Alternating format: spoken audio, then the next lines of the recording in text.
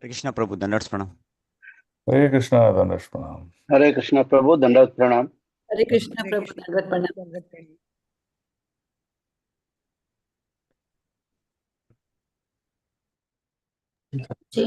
हरे कृष्णा प्रभु दंडवत प्रणाम। हरे कृष्णा दंडवत प्रणाम। हरे कृष्णा दंडवत प्रणाम प्रभु जी। Dhandas pranam. Okay, Dhandas pranam to all of you. So let's start our prayers. Om Ajnana Timirandasya Jnananjana Shalakaya Chakshurun Militam Yena Tasmai Shri Gurave Namaha Shri Chaitanya Manobishtam Stapitam Yena Bhutale Swayam Rupa Kadamayam Dadadi Swapadandikam Vandeham Shri Guru Shri Yuta Padakamalam Shri Gurum Vaishnavamscha Shri Rupam Sagrajatam Sahagana Raghunatanvitam Tam Sajivam Sadvaitam Savadutam Parijana Sagitam Krishna Chaitanya Devam Shri Radha Krishna Padam Sahagana Lalita Shri Vishakhanvitamscha He Krishna Karuna Sindhu Deenabandho Jagatpate Gopesha Gopika Kanta Radha Kanta Namostute Tapta Kanchana Gaurangi Radhe Vrindavaneshwari Rishabhanu Sute Devi Pranamami Haripriye Vancha Kalpatarubhyascha Kripa Sindhubhya Evacha Patitanam Pavanebhyo Vaishnavebhyo Namo Namaha Nama Om Vishnupadaya Krishna Prastaya Bhutale Srimate Bhakti Vedanta Swaminiti Namine Namaste Saraswate Deve Gauravani Pracharine Nirvishesha Shunyavadi Paschata Desatarine Jai Shri Krishna Chaitanya Prabhu Nityananda Shri Advaita Gadadara Srivasadi Gauravakta Vrinda Hare Krishna Krishna Krishna Hare Hare Hare Ram Ram Ram Hare Hare Narayanam Namaskrityam Naram Chaiva Narotamam Devim Saraswatim Vyasam Tado Jayam Udirayet Nashtaprayeshu Abhadreshu Nityam Bhagavata Sevaya Bhagavati Uttama Sloke Bhaktir Bhavati Naistiki Mukam Karoti Vachalam Pangu Girim Yat Kripatamaham Vande Shri Gurum Dinatarinam Paramananda Madhavam Shri Chaitanya Mishwaram Om Namo Bhagavate Vasudevaya. Okay, Hare Krishna. So welcome all to today's reading of Srimad Bhagavatam, Canto 2, Chapter 5, titled The Cause of All Causes. Okay. So in the last chapter, we saw very detailed prayers of Sukadeva Goswami offering to Lord Krishna before he begins to speak or answer the questions of Parikshit Maharaj about material creation. Excuse me.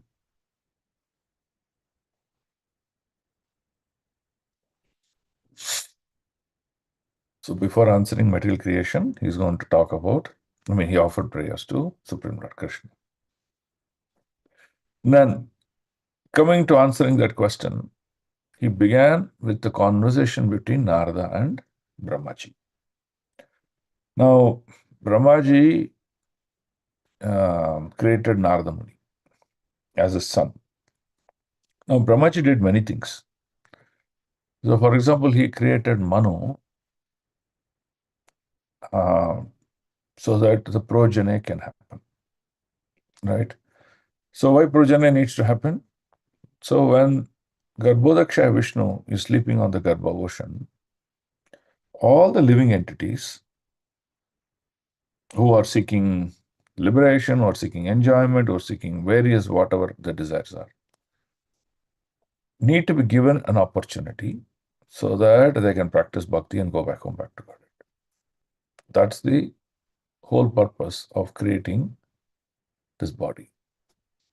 So Brahmaji has the greatest role of helping all these living entities and giving them an opportunistic position in the material world so that they can practice bhakti according to their time, place, circumstances.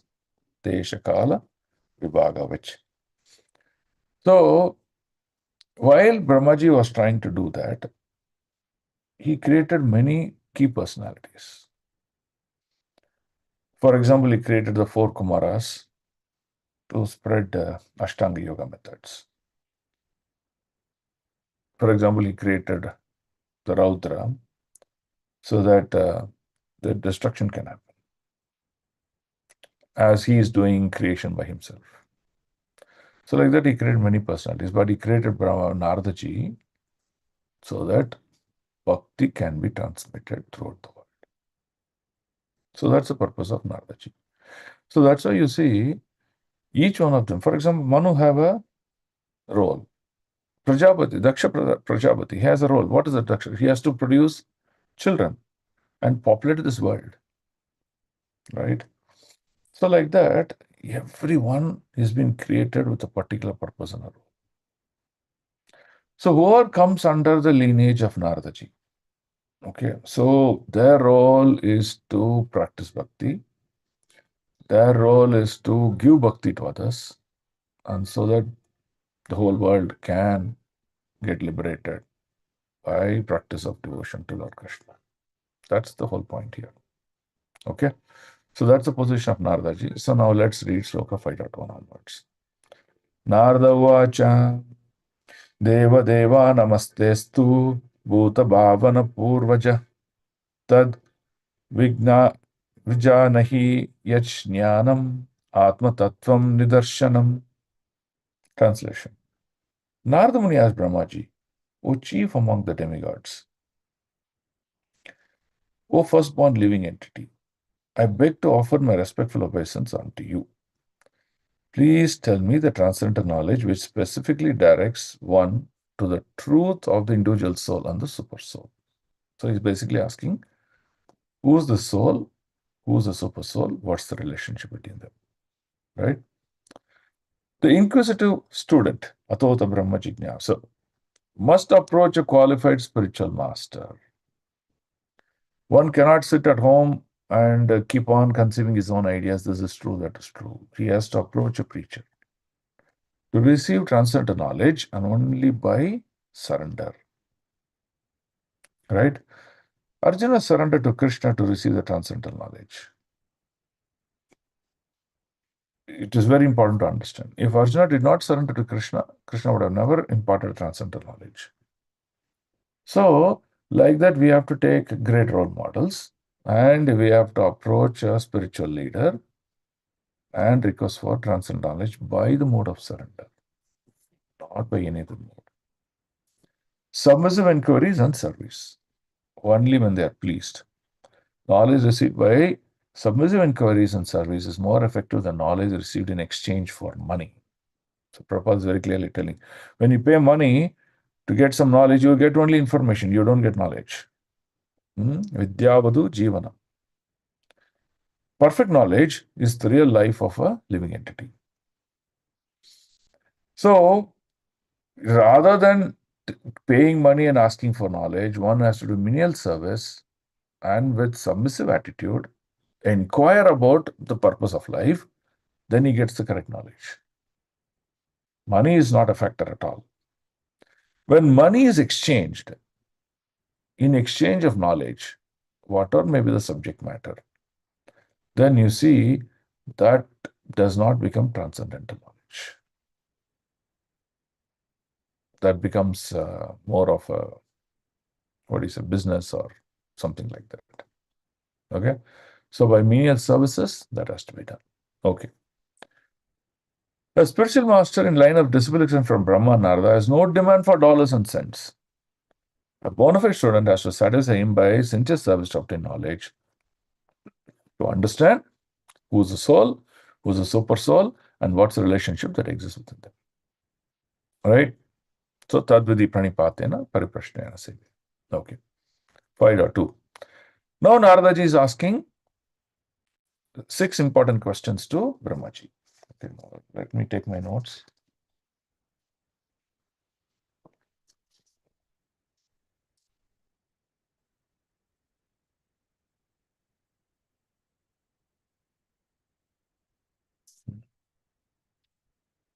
Okay, so he's asking the 6 questions. So let's see this sloka. 5.2.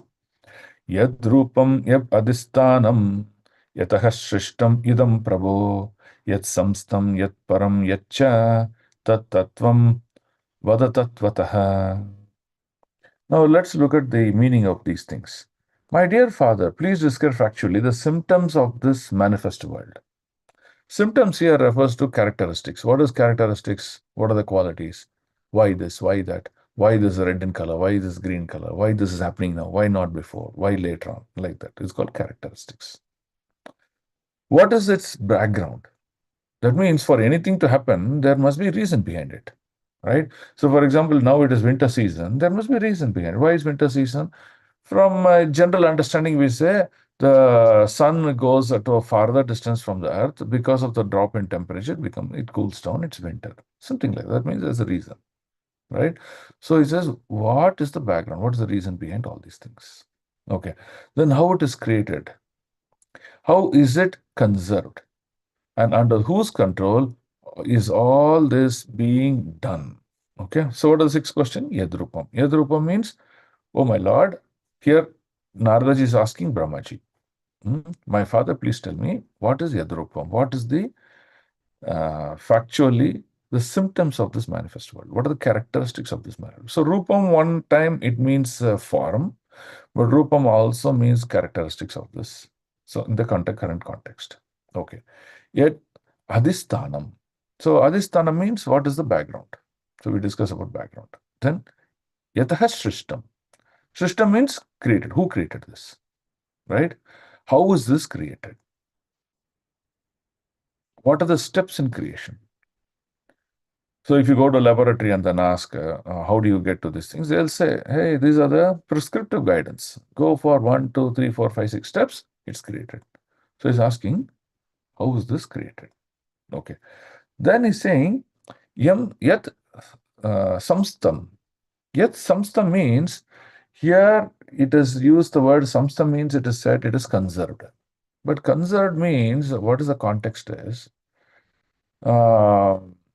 it technically means destruction in one manner, but it also means conserved because the destruction is only partial. In chapter 2 of Bhagavad Gita, we read, the soul is indestructible. The soul cannot be cut into pieces, cannot be burnt, nothing can happen to the soul. Right? So, when the Pralaya Kala happens, when the whole creation is burned down, what happens to the soul is they're conserved. They're conserved into the womb of Vishnu and they're remanifested in the next cycle of creation. So hence, even though it looks like destruction, but it is conserved and reproduced. Hence, it's called samstam. Then, yet param. Param means something, something superior. So here, who is that person who's controlling this entire activity? It cannot happen by itself. Someone's hands must be there in it that it is acting in this manner, right? So then that is what we have to understand. Then yacha. Yacha means what is it it's composed of, right? Okay, so creation has happened. There's a person behind this creation, but what is this creation consisting of, right? That's what yacha. He says, tat tattvam pada tattvataha. So you please tell factually. Factually means describe the truth as it is, right? So that's the question he's asking. So can we read the purport? Can someone come forward to read the purport? Hare Krishna Prabhuji, Dandavat Pranam. See, Hare Krishna, I have a request. I want all of you to participate in this. I see only a standard set of people reading the slokas and purport. We want everyone to take part in it. Every time the same set of speakers coming and reading is not a good sign. I want everyone to participate, come forward to read, You coming forward to read is a sign of commitment and involvement.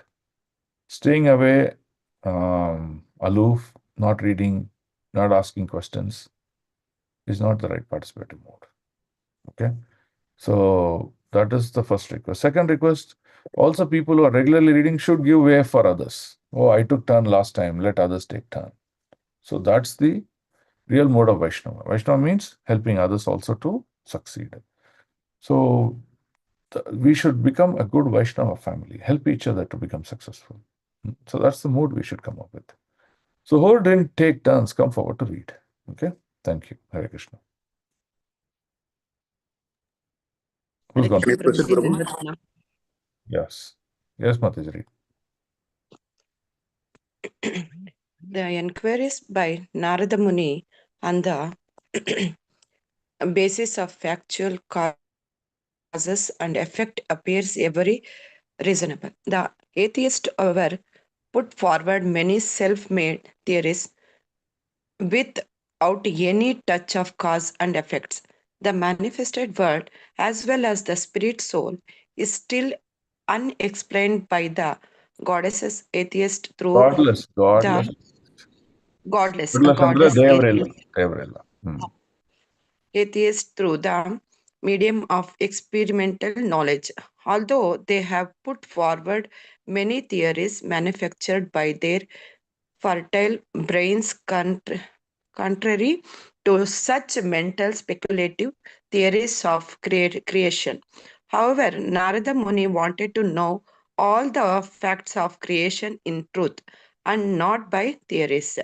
Transcendental knowledge recording the soul and the super soul include knowledge of the phenomenal world and the basis of its creation.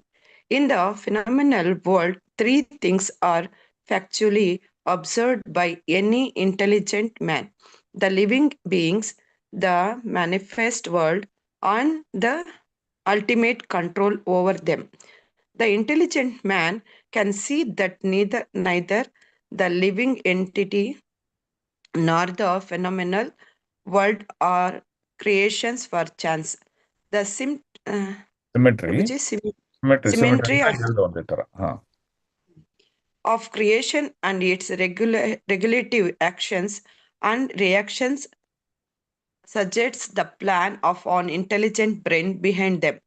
And by genuine inquiry, one may find out the ultimate cause with the help of one who knows them factually.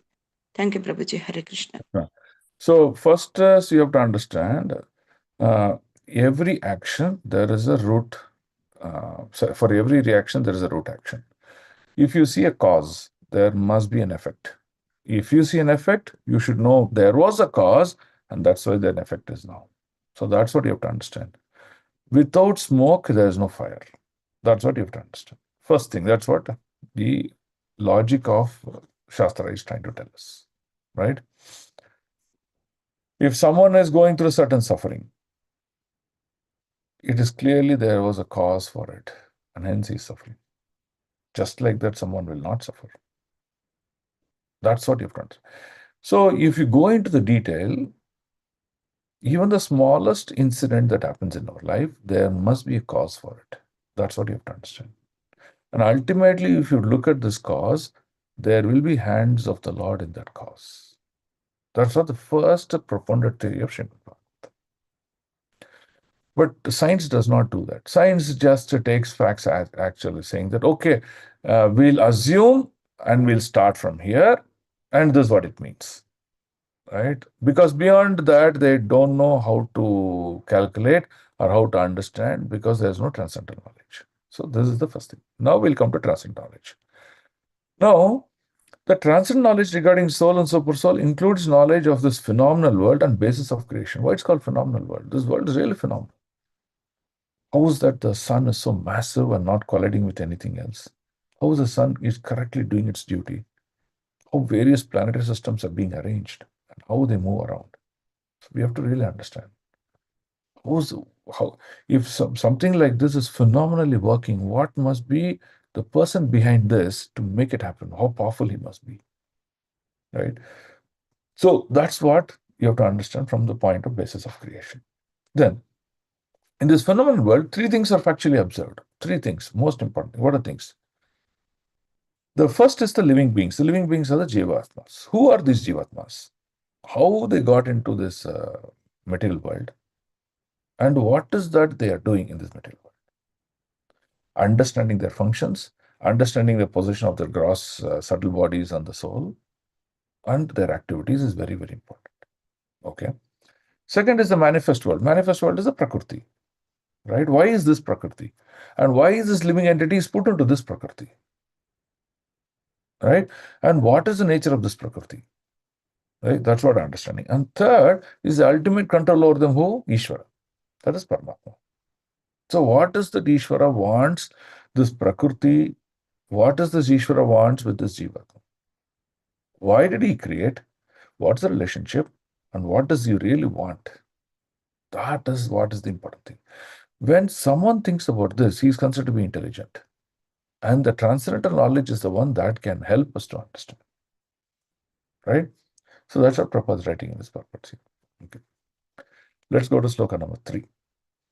Sharvam hi etat bhavan veda bhuta bhavya bhavat prabhu karamalakavat vishvam vijnanana vasitam tava.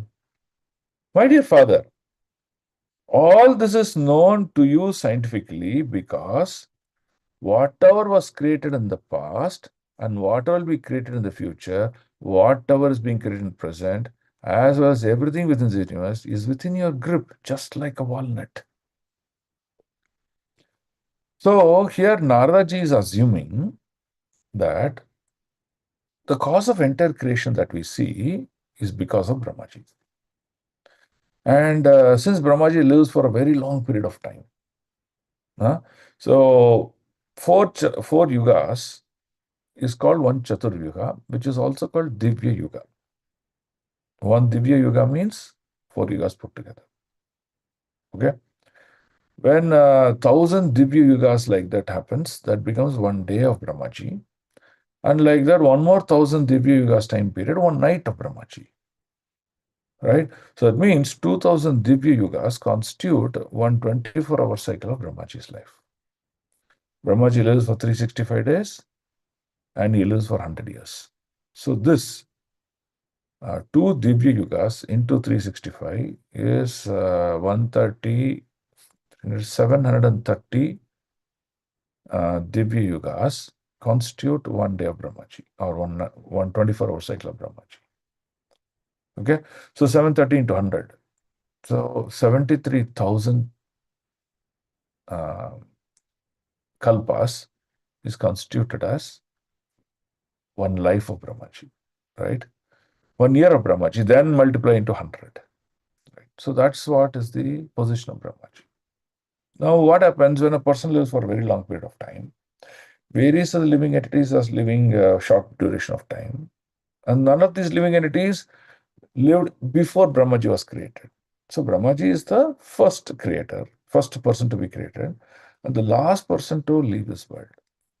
So that means whoever is there within this creation and destruction, Brahmaji knows them. So hence Brahmaji knows the past, the present, and the future. That's what he says. So he says this is within this grip because as you desire, you're able to create the various lokas. As you desire, you can create the various bodies. As you desire, you can create various activities. And hence he said it is within your grip. Right?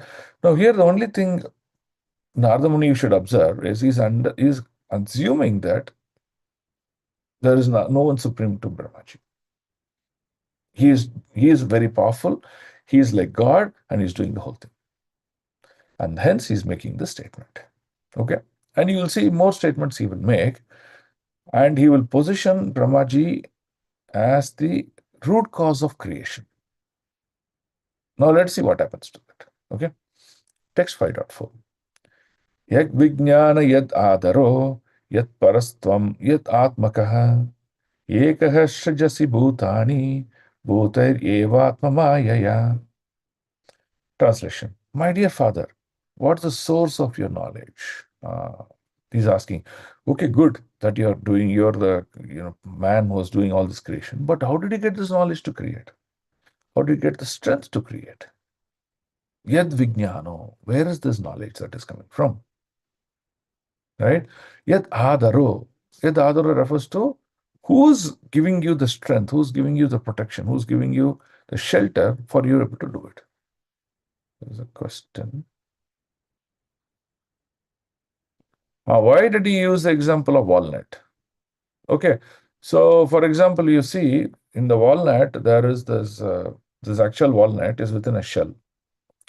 And even though the walnut is in different shape, it is completely sealed within that shell.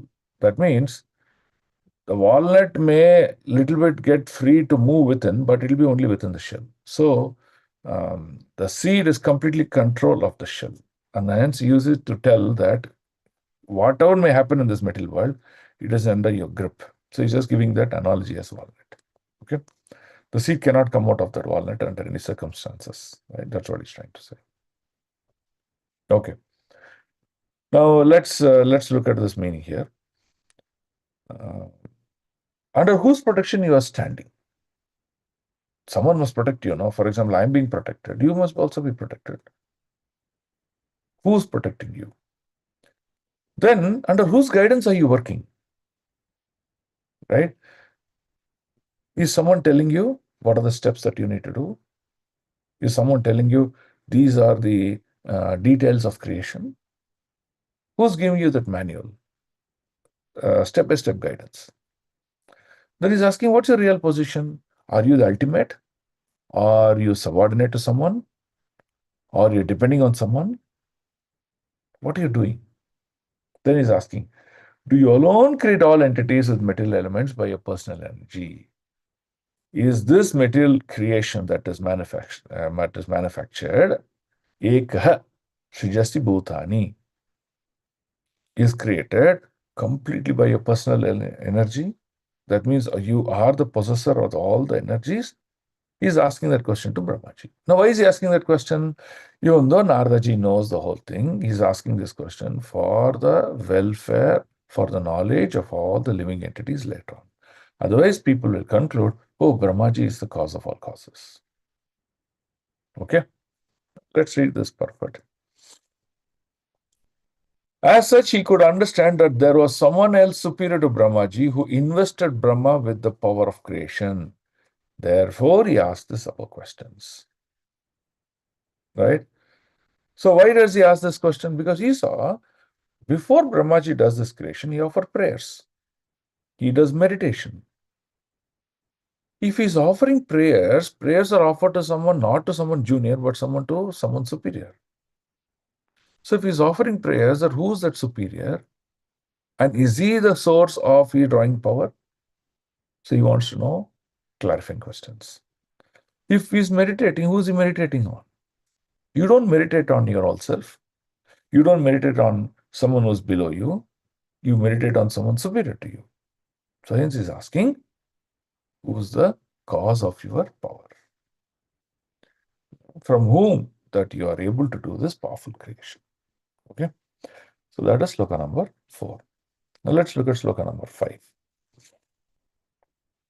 Atman bhavayashetani na parabhavayan swayam Atma Shaktim avastabhya urnanabir ivaklamaha. Translation.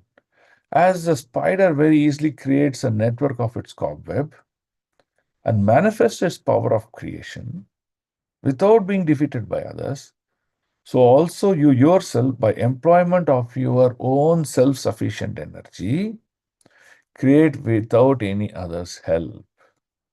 Okay? So look at what Naradaji is saying. He is giving the relation of a cobweb. Okay? So have you seen a spider creating a cobweb? What does a spider do? The spider uses its saliva and it creates what is called as a string, which is the cobweb. And with that string, which is actually saliva of the spider, it creates circular patterns and knits it across so that it is strong. right? And why does it create a cobweb? Forget the purpose, but it creates this cobweb. And if you look at the way it is done, the intelligence, the energy, the resources, everything by its own. It did not take something from the earth or did not derive something from the air, nothing. Everything by its own, it created this cobweb. That's why he's equating that to your self-sufficient energy. And the cobweb, when the spider creates, it doesn't take anyone help. It does by itself. And he says, create without any other help. So he's giving the analogy of a cobweb. So how is it possible, right? The best example of self-sufficiency is the sun. The sun does not require to be illuminated by any other body. Rather, it is the sun which helps all other illuminating agents. For in the presence of sun, no other illuminating agent becomes prominent. Okay, so now let's take this material world. We have many moon planets, right? For example, the sun has one moon, Saturn has many moons. Like that, many planets also has moons, right? Now, you must have seen there are also stars in the sky within this universe. The stars also illuminate. But where is this illumination coming from? It is coming from the sun. Moment the sun stops illuminating, then all these stars which are shining, the moon which is reflecting on a Purnami day, or any other moons for that matter, will also stop illuminating. So he's equating the energy of Brahmaji to that of a sun and how this is happening, right? So he's just giving that analogy, right? Okay. Next question, 5.6. Now still Narada is still asking those questions to Brahmaji. Okay. So in 5.6, he's asking about the source. Who's the source of creation? Okay. Naham Veda param hi asmin, na param na samam vibho, namarupa gunair bhavyam, sat asat kinchit anyataha. Translation. Whatever we can understand by the nomenclature, characteristics, and features of a particular thing, superior, inferior, or equal, eternal or temporary, it is not created from any source other than that of your Lordship. Thou so great. Thou so great means you are so great. Right? Now, in this purport, if you look at it, he's saying that, oh Naradaji, you created 84 lakhs of species. And the species, some are superior or inferior. Now, what does that superior inferior means? One species becomes the predator for other. And like that, if you see all 84 lakhs, everyone is a predator to other. That is the nature of living entity. Some are superior, some are inferior. But one is predator to the other. That's why he says one is superior and other is inferior. In the human society, the human beings is considered to be superior living being, and amongst the human beings, there are also different varieties. Right? There are powerful human beings, there are inferior human beings, like that. So, Narada Muni took for granted that none of them has any source of generation besides his father Brahmaji. Therefore, you want to know all of them from Brahmaji. Even though a living entity may be very powerful, he does not possess energy and strength and knowledge just like you. So you are very special. You are so powerful. So please explain me what's all this. How does this happen? Right? So that's what the question of Naradaji to Brahmaji. Right? So now you see his variegatedness of the questions. He's not stopping at just asking one question. He's asking very, very varieties of questions. Okay. Now let's read 7.1. Hare This is- Krishna Prabhu. Yes, Mataji. Actually, Sukadeva Goswami was here and this thing. How did Brahmaji come here, Prabhu? So when the question was asked about material creation, Sukadeva Goswami offered prayers. And after offering prayers, Sukadeva Goswami is narrating Parikshit Maharaj the conversation between Narada and Brahma. Okay. And that conversation is what we are discussing now. Thank you, Prabhu. Okay. So 5.7. Sa bhavan acharad goram yat tapaha sushamahitaha Tena kedayase nastvam parashankamcha yachashi. Now here the word acharat goram is very important. Goram means severe. Acharat means someone who took some severe austerity, right? So now let's see the meaning here. Yet we are moved to wonder about the existence of someone more powerful than you when we think of your great austerities in perfect discipline, although your good self is so powerful in the matter of creation, right?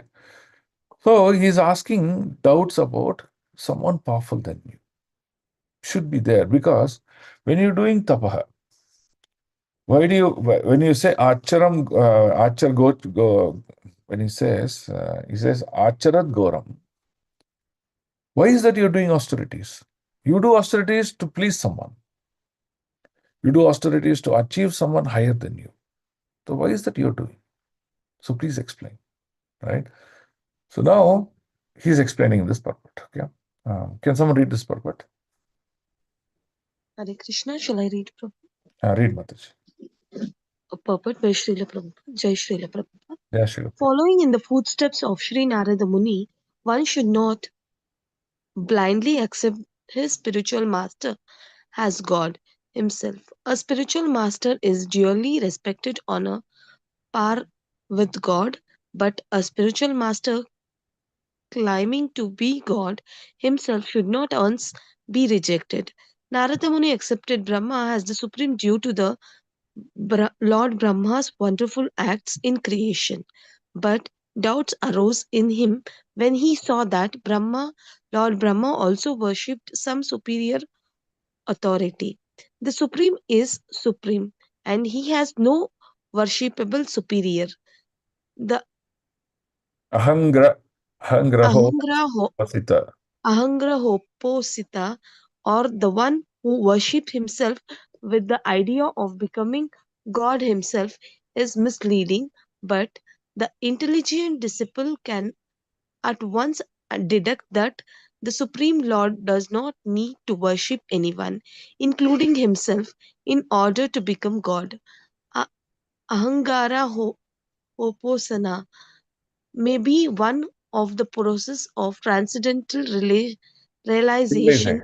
but the Angara Hoposita Ahang, can never be ahangraho pasita. Angrahoposita can be never be God himself. No one becomes God by undergoing a process of transcendental realization. Narada Muni thought of Brahmaji as the supreme person, but when he saw Brahmaji engaged in the process of transcendental realization, doubt arose in him. So he wanted to be clearly informed. Hare Krishna. Hare Krishna. So now here Prabhupada is trying to make us explain that one cannot become God by doing an act so that he'll become God. God is what? God is someone who's supreme, and his supremacy is such that he does not, serve someone else. That is, he does not get into a position where someone more authoritative than him is there. That is the real position of God. God is supreme. But he is chastising two aspects. One is bringing the position of a spiritual master, and another he is bringing the position of personalities who try to worship themselves so that they become God. Right? And the act of doing it, the personalities are called ahangraho pasita. Ahangraho pasita. He says, just because you desire to become God and you perform certain acts, it does not mean you will become God. You cannot become God. God is always God supreme, and the servitudes of dasas are always dasas. That's the point you have to understand. Right? Now, he's also giving the position of a spiritual master. What's the position of a spiritual master? A spiritual master is a representative of God. Why is a representative of God? God has a message. For example, God has a message of religiosity. God created this religion so that people can come into a mechanism, a system, to perfect their life. And even though this was spoken some time back, the various living entities have the duties to take this message at every point in time and spread it to the whole world. That is the whole idea here, right? So, a person who takes the message of Godhead and gives it to others is considered to be a spiritual master. He is a master and is carrying spiritual message as it is, not transformed. Generally, a spiritual master is renounced order of life in general. Why? Because a person who is not renounced order may have something connected to karmic activities, may have something connected to jnana marga, something connected to fruitive benefits in his thought process and activities. So, when you reach out to some person who has such influence of jnana and karma, then you see he may influence us based on his thought process of jnana and karma. But one who is free beyond annabilashita shunnam, who is beyond these jnana and karma's influence, which generally are renounced sort of life, can represent the position of God correctly. And that's why, in general, a spiritual master is a renounced order of life. Okay? So what does a spiritual master do? He never claims he is to be God. He says he is a carrier, message carrier of Godhead. And that's the real position of a spiritual master. So what we understand, the position of a spiritual master is like a railway track. See, the railway track contains of two lines. The two wheels, they land on the tracks. One track is God himself. Another track is representative of God. Now, when you approach God, you cannot approach God fully because of our impure nature and our consciousness. So it's difficult to approach God. Okay? But God is being merciful. What he will do, he'll direct us to a spiritual master who's a message carrier of the God.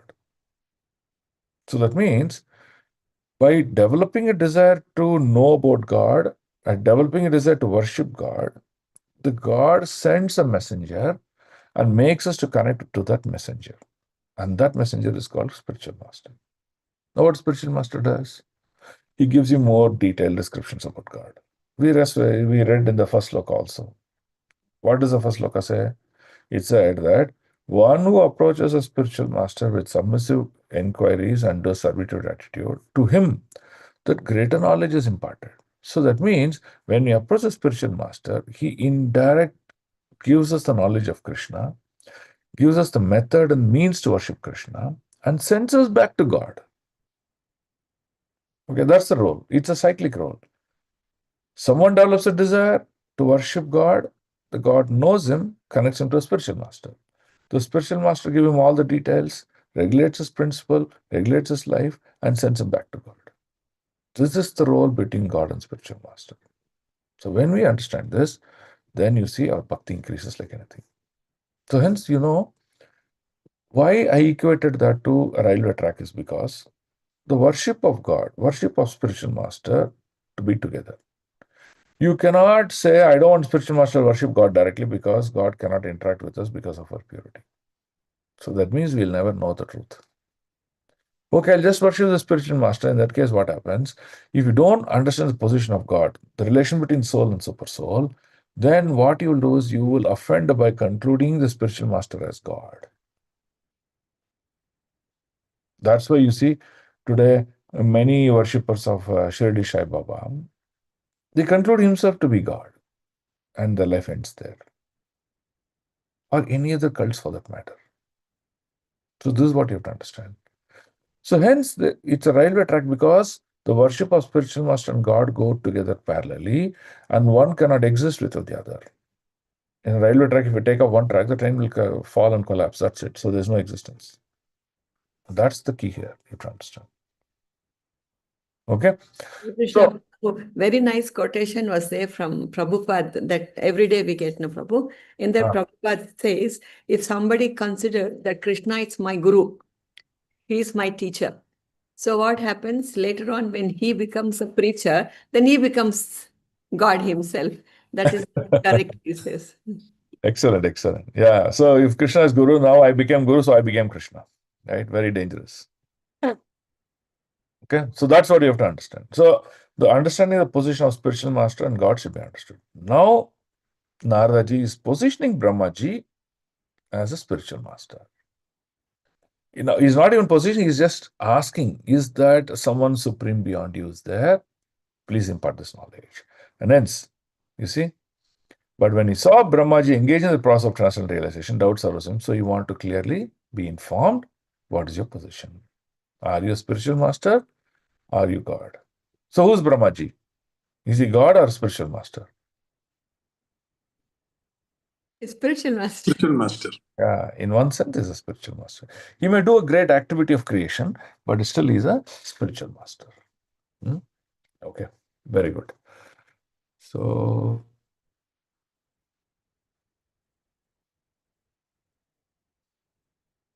okay. I have this quote from Srimad Bhagavatam, which is talking about ahangrahopasana. Thinking oneself one with the Supreme is called ahango prasana. So what is the quote it says? It says, thinking oneself with the Supreme. That means merging. Okay. Through ahangroha prasana, one does not become God, but he thinks of himself as qualitatively one with the Supreme. Okay. See, now there's a clarity. I'm not God, but I have the qualities of God. Understanding that a spirit soul is equal in quality to the Supreme, the way water of a river is of the same nature as the water of the sea, right? So a simpler example is if I take a bucket of water from a river, the characteristics of bucket of water is same as the characteristic of the water in the river. But the difference is the volume of the river is much, much higher compared to the volume of water in my bucket. And that's how he sees. So characteristically one and the same with the Lord, but definitely from power, from strength, from opulence or all the qualities, is a minuscule. So one should always meditate upon the Supreme Lord as described in this work and seeks his protection. The living entities are always subordinate to the Supreme. Consequently, their duty is always to seek the mercy of the Lord in order to be protected at all circumstances. This is the real understanding of Ahangraha Prasana. But people should not make mistake in this path of endeavor. Okay. Now let's go to sloka number 8. Prabhu, how is it different from Achintya Veda, Veda Tattvam?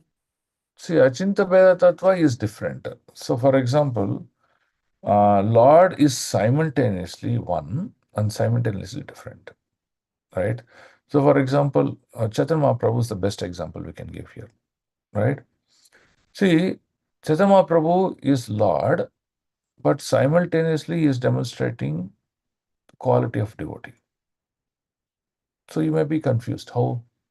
You're saying Chaitanya Mahaprabhu is devotee, that's why he took sannyasa, and then he's practicing bhakti, he's teaching bhakti, he's following all the rules and regulations just like any one of us. Then how come you say he's God?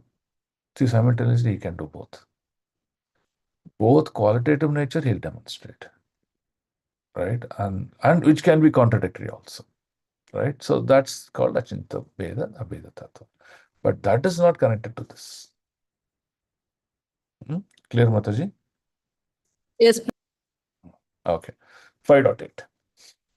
Yetanme prityatas sarvam sarvajna shakaleshvara vijanihi yatai vedan aham buddhe anushashitaha. My dear father, you know everything and you're the controller of all. Therefore, may all that I have inquired from you be kindly instructed to me so that I'm able to understand as your student. So that's what Naradaji is finally concluding with Brahmaji. Please help me clear all my doubts. Now let me ask you a question. Do you think Naradaji doesn't know about all these things? Do you think Naradaji doesn't know about real position of Brahmaji? What do you all think? Prabhu, he is making us clear that whoever reads it understands what. Yeah. He's playing his role for our sake. So that we don't conclude that, oh, Brahmaji is this or someone can become God. No, nothing. So he's making all those things clear. He's enacting this pastime for us. Hence, he's asking these questions. Okay. So now, Brahmaji is going to reply to the questions that Naradji answered. So now, there are 6 questions he asked, right?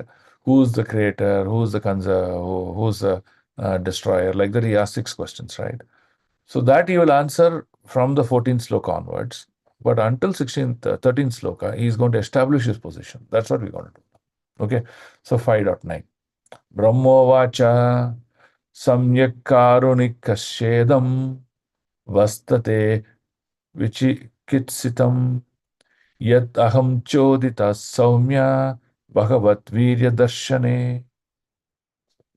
Lord Brahma said, my dear boy Narada, being merciful to all, including me, you have asked all these wonderful questions because I have been inspired to see into the prowess of Almighty Personality of Godhead. Look at this. Because you asked these questions, it made me to remember my Lord, who's the cause of my existence and cause of all these things. It made me to increase my austerity to remember him more and more. So hence he is thanking.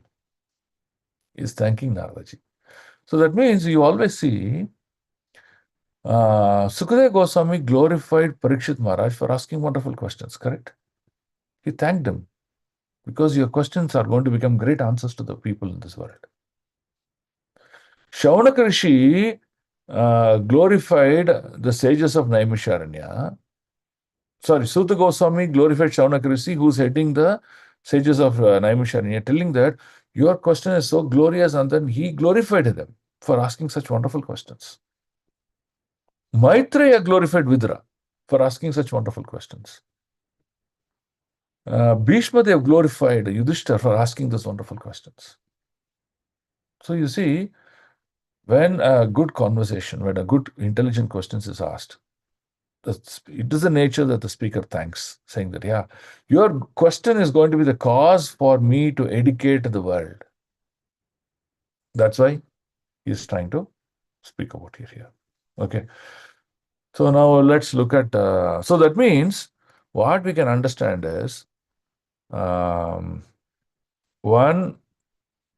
who is speaking and one who is hearing is considered to be very glorious in Srimad Bhagavatam. Why? Because the person who is speaking, when he is going to speak about Krishna Katha, he is going to manifest the Lord in his heart. We remember we read one sloka, Krishna Anubhavam. So the speaker is going to experience Krishna in his life, in his heart. So hence he is thanking. But what about the listener?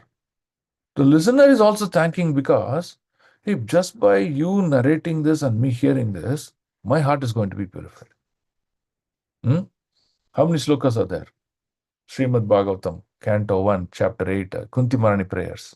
What did we hear? Shrinvanti gayanti grinanti abhikshanaha. Smaranti nandanti tave hitam janaha. We read the sloka. So, what the sloka says, whoever hears, whoever repeats this, whatever sins, whatever bondage that they have in this material world, everything will just vanquish and just run away. So that's the power. That's the power of hearing. Right? Vasudeva Katha Prashna Purusham Strin Punatihi Vaktaram Prachakam Stotram Tat Pada Shalilam Yata. So what is Vasudeva Katha Prashna? It says that the Ganges, how it manifests from the toe of Lord Vishnu, and then comes through various regions in this universe it goes through, and then it finally passes through all the 3 worlds, right? It falls in the upper planetary system, the middle planetary system, lower planetary system, and then it flows. So like that, wonderful questions that are asked about the Lord Vasudeva. Wonderful questions that talk about the pastimes and the characters of Lord Krishna. It can purify all varieties of men. Just like the three worlds, the three types of men are purified. Who are the three types of men are purified? In an audience, who are the three types of men that are purified? Hare Krishna Prabhu, those who are hearing, those who are reciting, and those who are asking the questions. Who are attending, who are part of the people who are, for example, Sukadeva Goswami got purified because he spoke about it, Gayanti. Then Parikshit Maharaj heard about this, he got purified, Shrinvanti. Then all the audience who are sitting and listening this, and they're hearing and then they're remembering the Lord. Oh, wow. Smaranti, right? So you can see that all the three personalities, they get purified. So just like how Ganges manifested and went through the three layers of the creation, the upper, middle, lower system, and all got purified, the subject matters of Krishna also purify all the personalities, right? So that's what you have to understand. So hence the glories. Okay, we'll read the purport here. Someone read the purport. Hare Krishna, someone read the purport. Can I read the Prabhu? Read Mataji. Brahmaji, being so questioned by Naradaji, congratulated him, for it is usual for the devotee to become very enthusiastic whenever they are questioned. Next. Question concerning the Almighty Personality of Godhead. That is the sign of pure devotee of the Lord. Such disclosures on the transcendental activity of the Lord purify the atmosphere in which such discussions are held, and devotees thus become enlivened while answering such questions. It is purifying both for the questioner and for the one who answered the questions. The pure devotees are not only satisfied by knowing everything about the Lord, but are also eager to broadcast the information to others, for they want to see that the glories of Lord are known to everyone. Thus, the devotee feels satisfied when such an opportunity is offered to him. This is the basic principle of missionary activities. Yeah. So when you preach with bhakti. Don't preach in order to become popular and glorious. Preach with bhakti. Bhakti attracts. Okay. So now here, there's one beautiful pastime. When Sukadeva Goswami and Parikshit Maharaj were interacting, every question that Parikshit Maharaj asked Sukadeva Goswami is like adding a flower to a garland.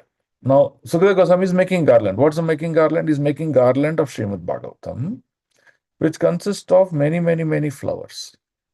And each flower is nothing but a question asked by Parikshit Maharaj, and Sukadeva Goswami answering. While answering, he inserts that flower into that mala and he makes a garland.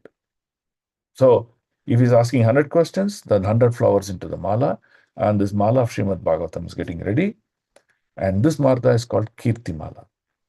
Right? Kirti Mala means an offering a wonderful garland which is full of love, and that love is coming out of inquisitiveness to know about the Lord, and that is the garland Sukadeva Goswami is preparing an offering to Lord Krishna. Right?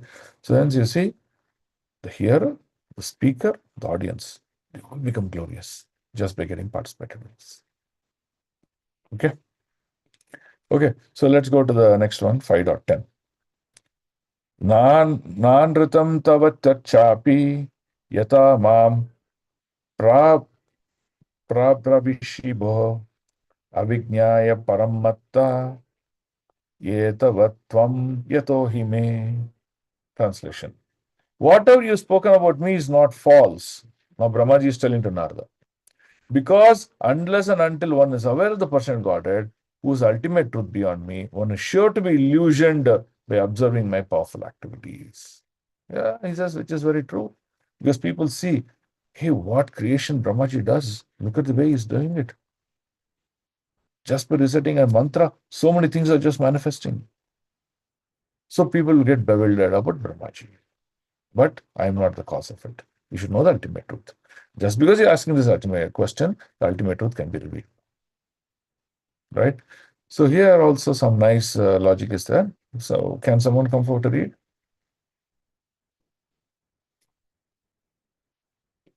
Shall I read, Prabhuji? Read, Mataji. The frog in the well. In this mobile. Whatever you have spoken about me is not for purpose. Okay. The frog in the well. Logic illustrates that a frog restricting in the atmosphere and boundary of a well cannot imagine the length and breadth of the gigantic ocean. Such a frog, when informed of the gigantic length and breadth of the ocean, first of all, does not believe that there is such an ocean. And if someone assures him that factually there is such a thing, the frog then begins to measure it by imagination by means of read it, pumping its belly as far as possible. Here. Pumping its belly as far as possible. Pumping its belly as far as possible. Then read, similarly, the material scientist. Similarly, the material scientists also want to challenge the inconceivable potency of the Lord by measuring him with frog-like brains and the scientific achievements, but at the end they simply die unsuccessfully like the frog. Yeah. Okay. So what is the meaning here? The frog in the well. Okay. If you have a well, you put a frog in the well. It is just imagining and thinking. And the entire water in this creation is water is there in this well. There is no water beyond this well. It is called limiting your thought process. You don't know anything beyond it. But there is unimaginable ocean size. The frog doesn't understand that. So similarly, what happens? Materialist, they see every aspect of creation, every aspect of God from their point of view, which is very, very confined in knowledge. And hence, they cannot understand the inconceivable potency of the Lord, Achinta Shakti of the Lord. It is not possible to understand. That's what he's telling, Prabhupada is telling. Let us read this also. The questions may be asked. The questions may be asked why Naradji was not aware of the Supreme Lord and why he misconceived Brahmaji to be the Supreme Lord, although factually he was not. A liberated soul is never bewildered by such a mistaken idea. So why did Naradji ask all those questions just like an ordinary man with a poor fund of knowledge?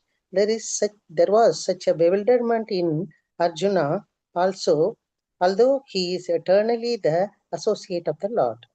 Such bewilderment in Arjuna or in Narada takes place by the will of the Lord so that other non-liberated persons may realize the real truth and knowledge of the Lord.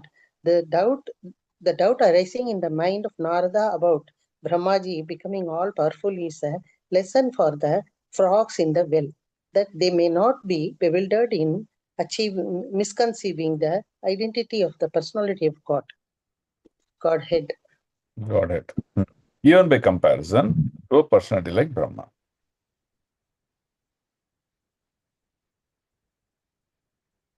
Hello? 1 minute, Prabhuji. 1 minute, Prabhuji. Even by comparison to a personality like Brahma, So, what to speak of ordinary men who falsely pose themselves as God or an incarnation of God? The Supreme Lord is always the Supreme, and as we have tried to establish many times in these purports, no living being, even up to the standard of Brahma, can claim to be one with the Lord. One should not be misled when people worship a great man as God after his death as a matter of hero worship. Yeah. So ordinary souls are always ordinary souls. God is God. Okay. So ordinary souls, they live for a certain period of time. They may be phenomenal in their activity, in their strength and knowledge and all those things, but they are not God. So worshipping them is called heroic worship, and Prabhupada is chastising such thought process. Right. Now here, a classical example of Yudhishthir, Lord Ram, and Lord Krishna. All are being given. Now, for example, let's take the example analogy he gives here. Now, Lord Ram lived as a king, but his life was really phenomenal. Lord Krishna lived like a king, and his life also was phenomenal. But Yudhishthir also lived like a king, his life also was phenomenal. So, you cannot compare that Yudhishthir and Lord Ram and Krishna are same. Why you will compare? Because you are seeing everything, okay, all were kings and all just led a life and all of them died. So hence you will misconclude. That's what is called as a mentality of a frog in the well. Right? So when you go into the detail, yes, Yudhishthir was a king, a virtuous king, a king of the world. Lord Rama was a virtuous king, a king of the world. But what was the activities of Lord Ram? What does the Shastra say about Lord Ram? Who is he? Who is his origin? Similarly, when we go into the details, then we understand. Hence, you see, Bhagavatam, Srimad Bhagavatam proposes the greatest truth about understanding about position of God with respect to position of the Jivatma. Since people don't apply this thought process, you see many self-made personalities who claims themselves as God, they come and cheat people and people just go behind them and spoil their life. It is not just happening today. Even in the past, this has been happening. And hence, the questions must be asked. If you are God, first of all, is your appearance recorded in the scriptures? Second, if you are God, do you possess achinta potency? That is inconceivable potency. Do you possess something like that? And detailing of the acts. And that is what will help us to understand. So the conclusion is Lord is always Lord, and the living being can never become Lord. He may become glorious at certain point in time for some period of time, but that does not go beyond it. That is what you have to understand. And hence the meaning of this purport. Okay. So Brahmaji is explaining this to Narada and trying to tell, yes, you may see my inconceivable potency, but this is nothing. I'm still a living entity. Beyond me is the personality of Godhead, who is the one who's empowering me, who is the cause of my energy, who's the cause of my knowledge, who's the cause of my existence. And hence Brahmaji is clarifying his position in relation to the Supreme Person Godhead for all of us. Okay? Okay, let's go to sloka number 511. Yena swarochisha vishvam rochitam rochayameham yatarko agnit yata somo yataksha grahatarakaha. Translation. I create the Lord's creation by his personal effulgence, known as Brahmajyoti. Just as when the sun manifests its fire, the moon and the firmament and the influential planets and the twinkling stars also manifest their brightness. Right? So all the planetary system, the moon, the stars, they glow not because of their own potency to glow, because of their reflection ability that they received from the sun, they glow. Once the sun is not there, none of the stars will glow, none of the planets, the moon, nothing will glow. They all be dark planets. So the source is sun. So similarly, you're only seeing me as someone who's doing a very phenomenal activity, but cause is not me. The cause is someone behind. Right? So what he says, he's saying causes Brahmajyoti. Right? So this Brahmajyoti, what is that we've understood? So Brahmajyoti is understood to be an effulgence of the Lord. Bhagavad Gita 14.27. What did Krishna say? He says, Brahmano hi pratistaham. Brahmano hi pratistaham. He says, so he says the meaning is, Krishna says, I am the cause of impersonal Brahman. I am the basic behind impersonal Brahman. Even though impersonal Brahman looks immortal, eternal, imperishable, all these things, but I am the cause of this impersonal Brahman. That means behind this impersonal Brahman, you see me. Right? So the first level of realization is, yes, impersonal Brahman is the cause of all, but that is not all. There is something beyond it. That is the Paramatma. There is beyond it. That is Bhagavan, which is Krishna himself. Right? So Krishna declares about impersonal. Maya dakshena prakritihi suyate sacharacharam. What does it say? He says, Krishna says that his material energies is one of his energies. Parasya shaktir vividaiva shruyate. I have many, many energies. Out of that, this material energy is just one of the energy. And all these energies, they work under my direction. He says, Jagat viparivartate. The entire Jagat is acting is because of my cause. So hence, you see, Krishna is re-establishing his position. Or Brahmaji is re-establishing the position of Krishna. Okay? So he says, I created after Lord's creation by his personal effulgence known as Brahmajyoti. Right? So that's what it is. So even this Yasya Prava Prabhavo Jagadanta Koti, you can see from Brahmaji also his prayers. He's offering that what is Brahmajyoti and how it is unlimited. Right? And Krishna is the cause of the Brahmajyoti. Right? Okay.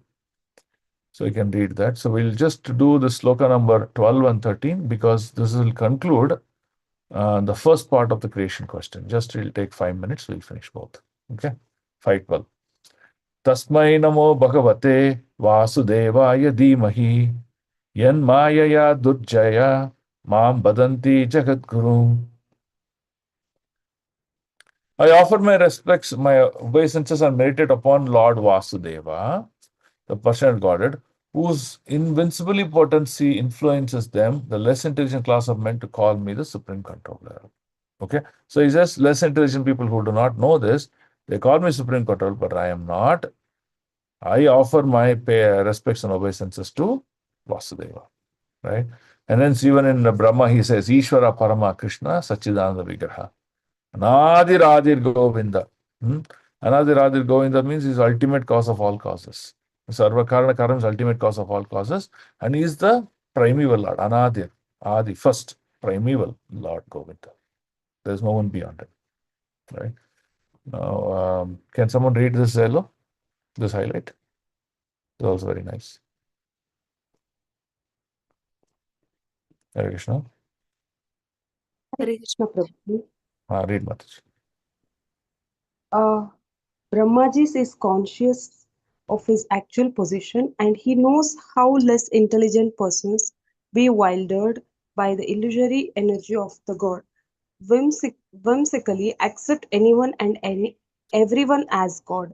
A responsible personality like Brahmaji refuses to be addressed as the Supreme Lord by his disciples or subordinates, but foolish persons prized by men of the nature of gods, hawks, camels, and asses feel flattered to be addressed as the Supreme Lord. Why such persons take pleasure in being addressed as God, or why such persons are addressed as God by foolish admirers, is explained in the following verse. Thank you, Prabhuji. Hare So we get a kick, no? Oh, Prabhu, you are God. People get a kick. And hence they want to be called them as God, even though they are not God. So he's saying why that characteristics is existing in people. So hence he's explaining Sloka 13. Okay. Vilajamanaya yasya statum ikshapate muya vimohita vikattante mamaham iti durdiyaha. The illusion energy of the Lord cannot take precedence, being ashamed of her position, but those who are bewildered by her ask always, talk nonsense, being absorbed in thoughts of it is I and it is mine. So what does here mean? There is illusion energy of the Lord. That is, we know Maya Shakti, which is three gunas, right? Sattvic, Rajasic, Tamasic. She is the propounder of this illusion energy of this knowledge. Now, what is her position? Her position says the illusion energy of the Lord cannot take precedence. The precedence means higher compared to the living entities. And she's always ashamed of her position. Ashamed means what? Even though I am energy of the Lord, but I am lower than the position of a living entity, Jivatma. Okay, that's her position. That means what? From Krishna comes this Maya Shakti. This Maya Shakti, or from Krishna also comes this personal energy. Okay. Now we, the Jivatma, are part of the personal energy of the Lord. Chapter 7, sloka number 3. We are part of the personal energy of the Lord. And this Maya is only an external energy, which is inferior energy. That means the Jiva Shakti is higher in potency and strength, but the Maya Shakti is lower in potency and strength. That's the position. Now, then why people are bewildered? Then why people take that I is because those are bewildered. How they bewildered? Because of the influence of the modes of nature. Rather than thinking they are servant and servant of Krishna, they are thinking they are part of Maya Shakti. That means what? I am this body. I am this.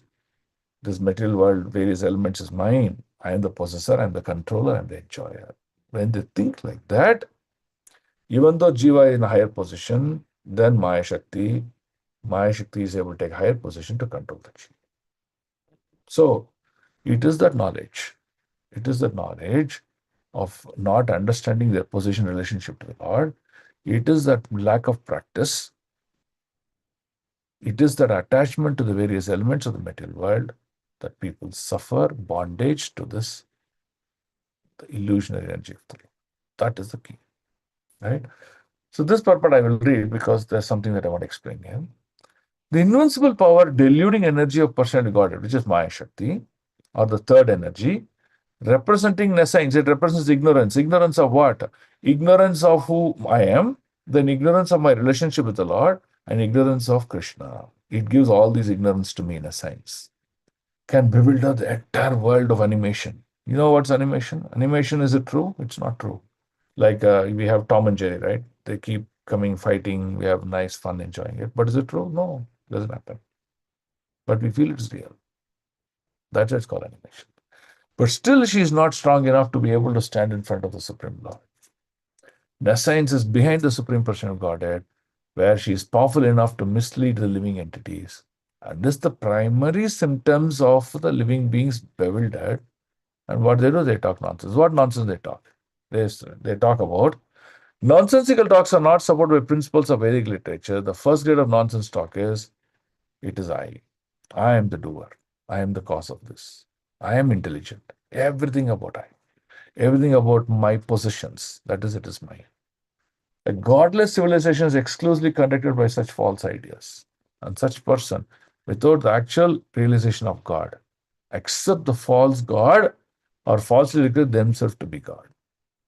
Because of illusionary energy, a person assumes that he is God because he saw extra powers in him compared to other living entities.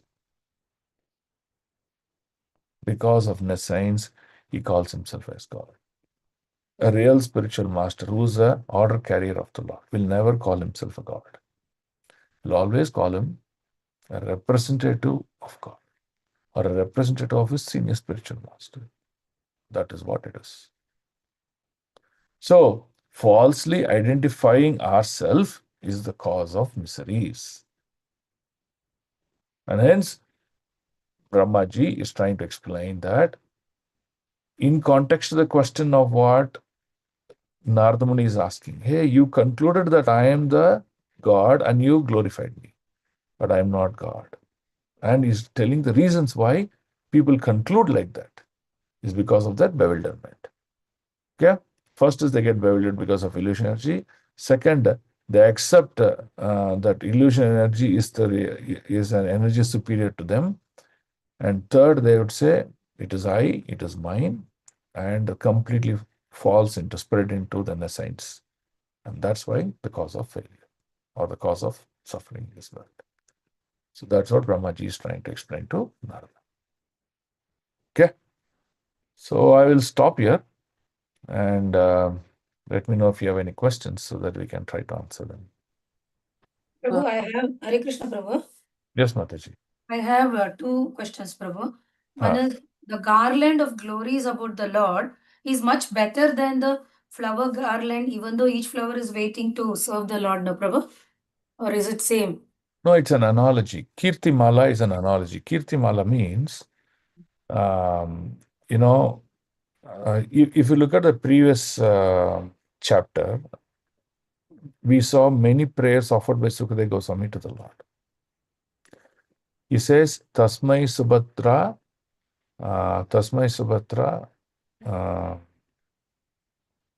he says, I am repeatedly offering my obeisances to my Supreme Lord. Right? So how is he offering that to the Supreme Lord? All his offerings are in the form of a garland. And how did he create that garland? With various questions asked by wonderful personalities. Right? So Parikshit Maharaj is asking such wonderful questions. And with every question is able to answer the glories of the Lord. And hence the glory. Breaking. Sorry? Is my audio Your not voice is breaking, Prabhu. Is it for me or for everybody? I don't know. Clear, Prabhu. For us, it's clear. Mataji, maybe you can come closer to Maybe your for me. internet connection. Yeah. See, there are 2 points. Okay. So, for example, when Parikshit Maharaj is asking question, Sukadeva Goswami is glorifying the Lord by answering to that question. So, that one glory of the Lord is the flower. So, like that, each and every question, he is able to glorify the Lord and add one flower to the garland, and he's making a entire garland. That is called Kirtimala. So the Kirtimala is nothing but an offering to the Lord, which contains all the glories, but the root cause is the questions, wonderful questions asked by devotees. So that's why it's called as analogy. Okay, Prabhu. It's an analogy. Yeah. Prabhu, one more I have. If one is the predator to another, then I have another life ahead. That is one point, Prabhu. So now I've been given a human form to perform devotional service and get away from here. But now my faith is broken, Prabhu, because of this. There is a predator behind me who's going to. Jivo jivasya jivanam. Now, what does that mean? It means that each one of us can live by depending on another living entity only. For example, we live by eating plants and fruits and vegetables. Okay, as human beings. Now, why we eat plants, fruits, and vegetables? Why not another animal? It's very simple. If you take the entire hierarchy, the lowest in the hierarchy is the plants, and the highest in the hierarchy is the human beings, and all the animals are in between. Okay. Now, we can't live eating rocks and steel and mud and things like that. We have to eat another living thing. So now, a living being in the body of a plant has got the lowest consciousness in the starting of the table of evolution. But a living entity in the form of a cow, which is the closest manual to a human being, is almost completing his journey of animal life and then going to become a human being and going to complete the journey of life.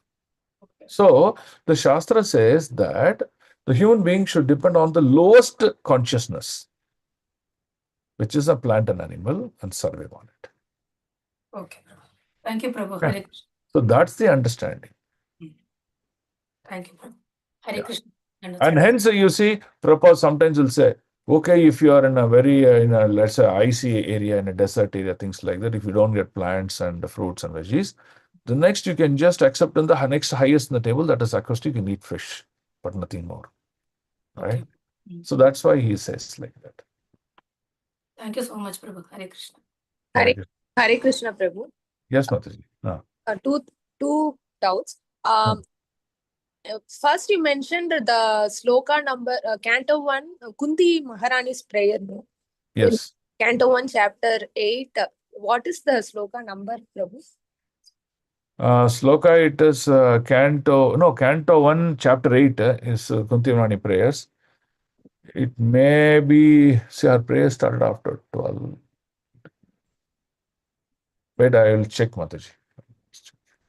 It is Srimati Grayanti Granati Abhikshana. And Another The question. sloka number 36, 1.8.36. Another question is, you said, I mean, in this, when we were discussing, the normal human personalities are not to be worshipped, right? But why do they worship when after they are died, Prabhu? They are doing all the Shravana. The first issue is when a human being becomes powerful, for whatever may be the reason, he should understand that his cause of his strength is because of the mercy of the Supreme Personality of Godhead. And he needs to very clearly educate to his living entity, to his followers, that my cause of cause is the Supreme Personality of Godhead. Your duty is to worship him and not me. I am just a messenger. Because he does not give that exclusive status to people, either in his lectures or in his books or in his preachings or through his personal associates, he positions himself as I am God, and even after death also people worship him as God and do it. They do not go to Supreme Lord Krishna. That is the problem. If they are the like some big personalities, we can say this. But even in our normal household, when like grandfather, They are great, Pitrus. Pitrus means they are living entities. They have yeah, gone back to Pitraloka. yeah, but they are being worshipped. They have lack of knowledge, ignorance, lack of knowledge, ignorance. They all the children, they think, oh, my father gave me car, building, business, and everything. He is the cause of my success, so hence I will worship him. But he does not understand how did your father get all those things to give you. Because of the lack of knowledge, he thinks that his Pitrus are the cause of his success, hence he worships them. But when he's educated, then he'll stop worshipping the Pitrus, he'll worship the Supreme Personality of Godhead. But we can always uh, give respect to them. I mean, Yes, period. That's your duty. yeah. Show your gratitude to your Pitrus because it is their cause that you existed and you were born in this material world. Show the gratitude to them. Always be respectful to them in their dealings, in your dealings with them. These are the two things that you should do. And after the departure, perform samskaras so that they are benedicted by the Supreme Lord and they can take up the journey of Bhakti Yoga in their life. Like Prahalad. Yes. Yes. Thank you. Okay. Yes. Okay. Any other questions? Are we done? Prabhuji, I have a question that is different from all this topic. The associates in Mahabharata, the associates, the Yudhishthira, Arjuna, Bhima, and all these people are going where they are actually after their journey, after their this thing, lifetime, they are going. Prabhuji, in Badrinath, there is one Swarga Dwarana, that is there, no? Yudhishthira is passing that through that. Okay, so this question is we out of read. context, but I'll just give you one answer. There is a place called Damodar Kund, and they are walking towards Damodar Kund. And as they walk towards Damodar Kund, they will leave their bodies. They leave their gross bodies in this material world. And that's the march that they take. So why they take that march? What is significance in Damodar Kund? We'll have it in a separate class of discussion. But that's a little bit out of. Yeah. This is out of subject only. Somebody asked me that question. I couldn't answer. They walk towards properly. Damodar Kund. Yeah. Yes. Okay, Prabhuji. And as they walk, everyone left their body except Yudhishthira.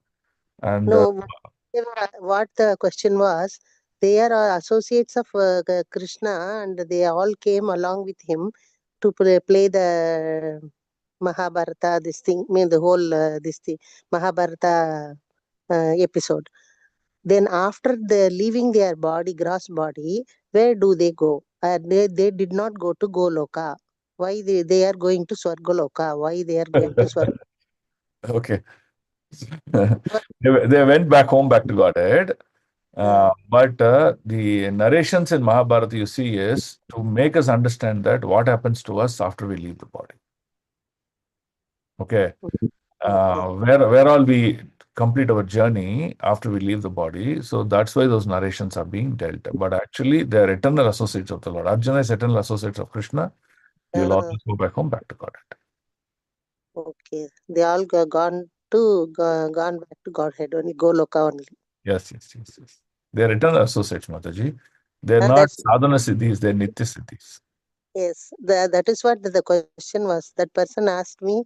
They are eternal associates, but we are No, that's reading it's a that they narrative are pastime to make us understand what are all the lokas and what happens to one living entity after he leaves his body. What does he predominantly takes up? So, like that, to explain that, the one narration pastime.